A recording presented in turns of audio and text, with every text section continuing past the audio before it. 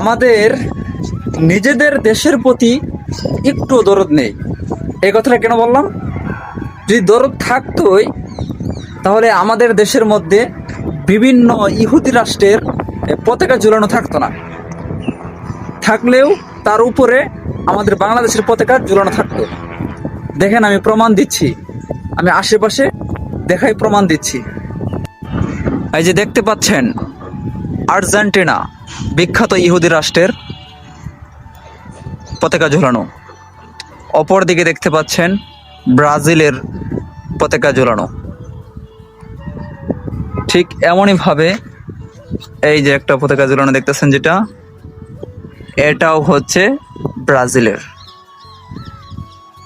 তারপর হচ্ছে এরকম ভাবে এইদিকে আছে ব্রাজিলের,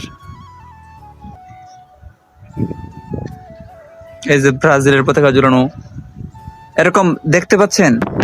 দেখেন, এই যে আপনাদের দেখায়, এই যে একটি ছাদের ভিতরে আর্জেন্টিনা, ব্রাজিল, জার্মানি, এদের পতাকা ঝুলানো।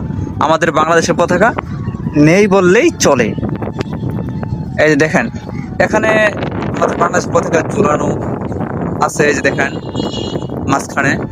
স্যালুট ভাইকে, ধন্যবাদ।